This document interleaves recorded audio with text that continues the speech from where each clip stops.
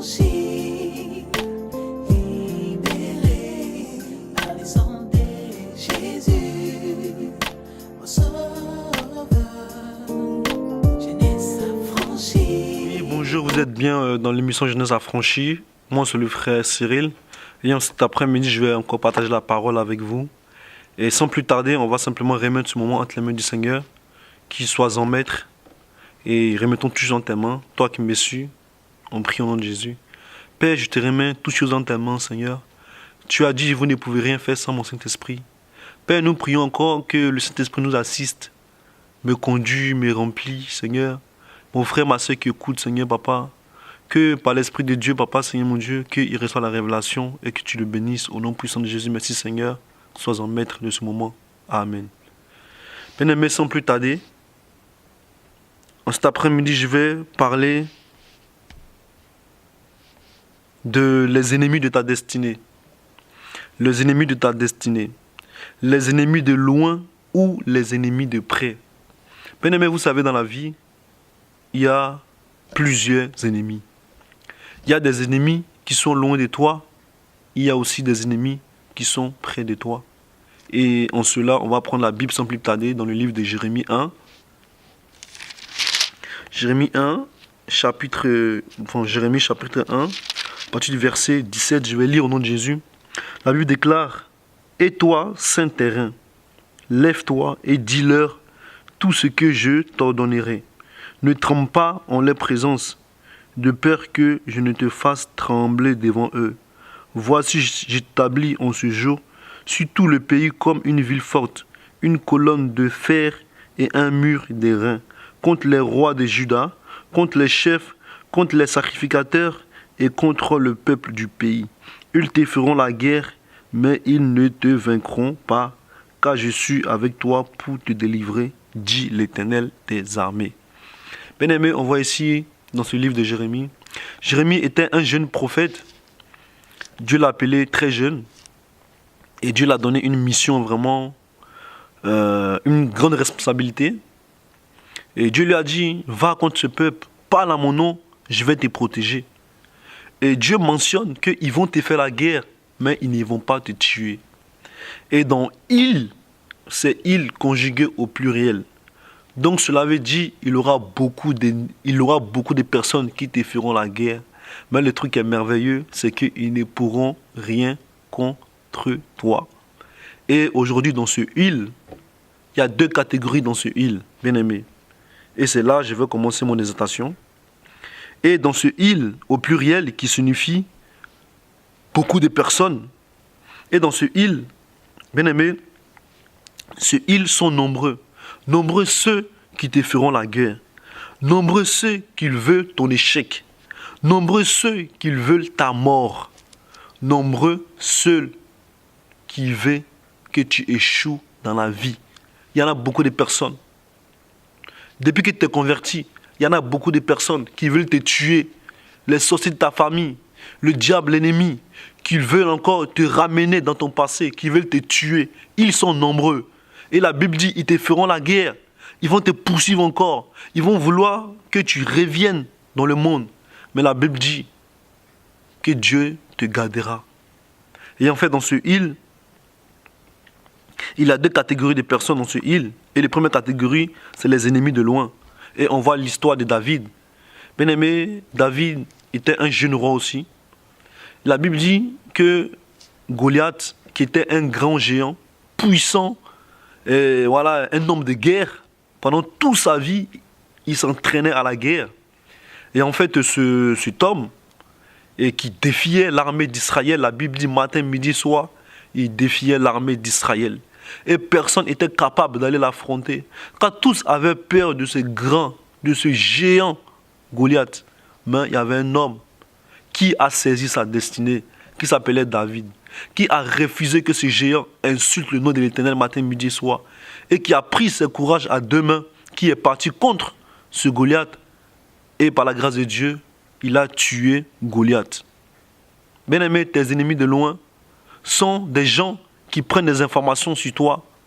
Ce ne sont pas des gens près de toi, mais des gens loin de toi, qui t'insultent matin, midi et soir. Des gens loin de toi, qui, si Internet, voilà, regarde tous tes faits et gestes, les gens de loin qui appellent les gens à côté de toi pour te demander ce que tu fais, ce que tu deviens, etc., etc. Tes ennemis de loin sont des ennemis indirects qui, par des biens, voilà, et qui, par des frères et sœurs, ou même par des amis, cherchent des news, comme on dit, sur toi, cherchent des nouvelles sur toi. Comment tu deviens, ton couple, ta vie chrétienne, etc. Pour toujours avoir des informations sur toi, pour te salir, pour détruire ta vie. Et ce qui est bien, c'est que aussi tes ennemis, de loin aussi, jouent un grand rôle dans ta destinée. Bien-aimé, pareil aussi, on voit un grand serviteur de Dieu, le prophète Élie. Élie qui était un puissant homme de Dieu, qui a fait descendre le feu du ciel. Et la Bible dit qu'Élie avait défié les prophètes de Baal et il invoquait le feu du ciel. Il les a tous tués. Et la Bible dit devant devant une femme, Jézabel, Élie a fui. Élie a été menacé par, il a fui devant une parole de Jézabel, bien aimé. Et pour vous dire que les ennemis de loin cherchent toujours des informations pour nous influencer. Mais Dieu nous délivre toujours de ces personnes. Et des ennemis de loin jouent un grand rôle dans notre destinée, bien aimé. David avait tué Goliath et la Bible dit que sa renommée s'est parcourue. Grâce à Goliath, je peux dire, David a été reconnu. Grâce à Goliath, David est devenu grand. Les ennemis de loin nous servent ou nous servent pour que notre nom se répand. Bien-aimé, les ennemis de loin,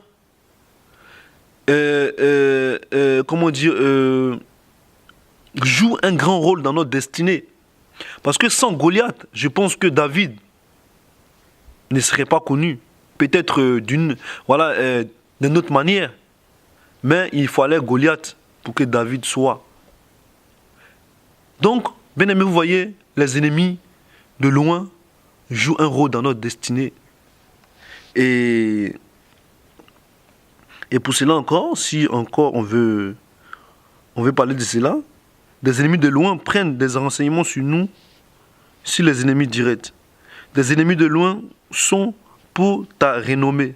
Après avoir tué Goliath, la renommée de David se répandit. Et là maintenant, je vais vous parler d'une deuxième catégorie, tes ennemis de près. Tes ennemis de près. Et tes ennemis de près sont des gens proches de toi. Peuvent être tes frères et les sœurs en Christ, peuvent être des gens de ta famille, tes frères et tes sœurs dans la chair, même ton mari ou ta femme. Tes ennemis de près sont les plus dangereux. Car tes ennemis de près sont ceux ou celles qui sont avec toi tous les jours. Ils ont des informations directes. Ça veut dire qu'eux-mêmes, ils sont à la source. Bien aimé, c'est très, très, très dangereux. Tes ennemis de près peuvent être tes frères en Christ qui prient avec toi, qui jeûnent avec toi, qui chantent avec toi, qui servent Dieu avec toi. Mais ceux-là sont des ennemis très dangereux. Bien aimé, sont très dangereux. Je vais donner une image comme si on prenait un couteau que on vous plante à bout portant. Ça fait plus de dégâts qu'un couteau qu'on vous lance de loin. Car le couteau de près fait beaucoup de dégâts, car il est proche de vous. Bien aimé, il est proche de vous. Et ceux qui sont proches de nous, les ennemis, ils font plus de dégâts. Et on voit l'histoire du roi David, son ennemi de près, qui était le roi Saoul. Son ennemi de loin était Goliath. Il a tué Goliath en un jour. Mais pour Saoul, il a mis près de la moitié de sa vie. Il a fui Saoul matin, midi et soir. Pourquoi? Saoul voulait lui ôter la vie. Saoul était devenu vraiment une carie pour David. Saoul poursuivait David jour et nuit. Ok, Saoul avait donné sa fille à David. Donc, un autre thème, Saoul était le beau-père de David. Ils étaient, on va dire, ils étaient familiers, voilà, ils étaient unis. Mais ce beau-père-là, il voulait tuer son beau-fils. Comme ton frère dans la chair te cherche à faire du mal. Ta mère te cherche à faire du mal. Ton père cherche à te faire du mal. Ton frère, ta soeur avec qui tu pries te cherche à faire du mal. Bien-aimés, les ennemis de loin, les ennemis de près sont très dangereux. Et on voit encore l'histoire de Job. L'histoire de David et Joab, son général. On voit que Joab était le général de David. Et on voit que Absalom, son fils, voulait prendre le pouvoir. Et Joab, qui était le général de David, est parti avec le fils de David. Vous voyez comment ça peut faire mal. Quelqu'un sur qui que vous comptez, quelqu'un vraiment en qui vous croyez, vous trahit comme ça fait très mal. Et même encore le fils de David, Absalom, qui s'est retourné contre son père. Bien aimé, son fils est devenu son ennemi direct. À quel point que les ennemis de près sont très dangereux. Et aussi on a vu avec notre Seigneur Jésus-Christ, avec Judas.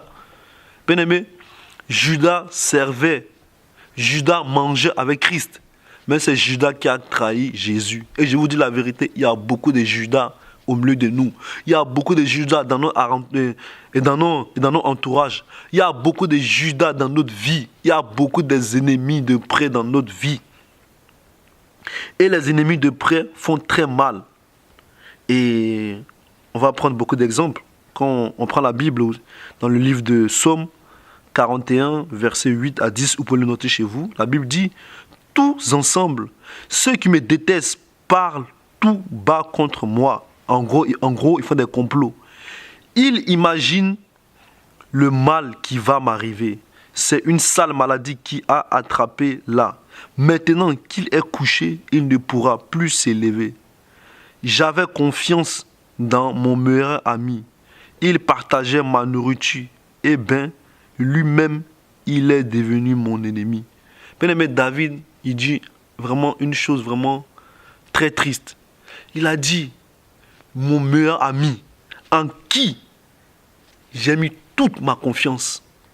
Il dit, cet ami avec qui je mangeais, je partageais mon pain, avec qui je partageais mes intimités, avec qui je me confiais, avec qui vraiment tu étais là. Mais celui-là, il est devenu mon ennemi. Et quand on voit la vie de David, bien aimé, oui, tout le monde dit David est roi, David est droit, David est roi, David est roi. Mais David a beaucoup souffert. David, Goliath, affrontement. Après Goliath, c'était Saoul. Après Saoul, c'était son fils Absalom, en étant roi. Et sans compter les Phéniciens, sans compter les ennemis encore droite à gauche. David était vraiment très combattu. Très combattu. Et aussi, il y a encore une personne, le Seigneur encore. Le Seigneur aussi dans Matthieu 26, 47 à 50, il dit cela. Pendant que Jésus dit cela, Judas, l'un des 12 apôtres, arrive. Il a avec lui une foule nombreuse de gens avec des armes et des bâtons. Ils viennent de la part des chefs, des prêtres et des anciens du peuple. Judas, celui qui livre Jésus, a déjà expliqué à la foule ce qu'il va faire. Il leur a dit, l'homme que je vais embrasser, c'est lui, arrêtez-le. Judas s'approcha tout de suite de Jésus en disant, salut maître. Il l'embrassa. Jésus lui répondit, mon ami, fais ce que tu dois faire. Alors les gens s'approchaient, ils mettaient la main sur Jésus et il l'arrêta. Bien-aimé, une chose terrible. Judas qui mangeait avec Jésus a trahi Jésus. Et Judas vient faire semblant embrasser Jésus pour dire ça va maître. Bien-aimé, tes pires ennemis là, c'est ceux qui sont autour de toi, qui disent, ah tu es mon ami, vraiment tu es mon frère, je t'aime beaucoup. Voilà vraiment, c'est eux qui t'encouragent toujours. C'est eux qui sont là, soit disons qu'ils sont là pour toi. Mais c'est tes pires ennemis, bien-aimé. Judas était venu faire un baiser à Jésus, ou du moins l'embrasser sur la joue. Judas était venu saluer Jésus et carrément il dit maître. Encore plus, il vient encore flatter Jésus. Ok, il savait dans son cœur qu'en faisant ça, il vendait Jésus. Beaucoup de personnes viennent te flatter, mais dans les cœurs, ils ont des mauvaises pensées. Mais dans les cœurs, ils veulent te voir mourir. Mais dans les cœurs, ils veulent te voir échouer. Mais dans les cœurs, ils veulent te voir détruit. Mais dans les cœurs, ils veulent que ta famille soit détruite, ton travail, ton mariage, ta santé. Et vraiment, ils veulent te voir par terre. Mais ils viennent te dire bonjour avec un sourire. Ils viennent vraiment, ils t'embrassent matin, midi, soir. Ils t'encouragent par des messages. Ils peuvent même t'appeler. Mais ceux-là, ils sont des ennemis très dangereux. Car Judas était venu embrasser Jésus. Même il a dit, Maître. Et Jésus dit, mon ami, fais ce que tu as à faire. Bien-aimé. Et ces gens de personnes-là, malheureusement, c'est des amis. Ces gens de personnes-là, malheureusement, on les côtoie tous les jours. Mais c'est des amis les plus dangereux. Oh, bien-aimés, faisons attention à eux. Faisons attention aux Judas. Car ils sont très, très, très, très dangereux. Mais ce que j'aime dans la parole de Dieu, tous ces combats, toutes ces choses, Dieu permet aussi. Dieu permet ses ennemis de près ou de loin. C'est pour qu'on rentre dans notre destinée. Ou encore, nous faire accéder sur le trône. Bien-aimé, Dieu a sollicité Goliath. Dieu a sollicité Saoul. Dieu a sollicité, etc., etc. Pour que David rentre sur son trône. Pour que David rentre dans sa destinée. Bien aimé, il y a des gens qui sont là. Ils jouent un rôle. Eux-mêmes, ils ne savent même pas. Mais Dieu les utilise pour que toi, tu rentres dans ta destinée. Dieu les utilise. Ils sont des ascenseurs pour que tu montes. Ces gens qui croient qu'eux, ils gèrent, eux, ils contrôlent tout. Mais bien aimé, des fois, c'est Dieu qui permet. C'est des ascenseurs pour que tu montes dans ta destinée. C'est des ascenseurs pour que tu montes sur ton trône, bien aimé. Car Goliath était un grand ascenseur pour David. Saoul était un grand ascenseur pour David, pour que David soit roi. Bien aimé, j'aimerais te dire que tout ce qui t'arrive, Dieu est au contrôle de toutes choses. Il fallait que Judas trahisse Jésus, pour que Jésus aille à la croix, mourir, ressusciter le 3e jour, et qu'il dise tout est accompli. Bien aimé, il faut Judas, il faut Saoul, il faut Absalom, il faut Goliath pour ton élévation, bien aimé. Il faut ces gens-là pour que Dieu t'élève. Et vraiment, j'aimerais te dire, je vais dire à quelqu'un, ne crains pas tes ennemis, car Dieu est avec toi. Dieu dit à Jérémie, ne les crains pas, car je suis avec toi. Ne crains pas Goliath, car Goliath va te permettre d'entrer dans ta destinée. Ne crains pas Saoul, Saoul ne va pas te tuer. Ne crains pas Absalom, Absalom ne va pas te tuer.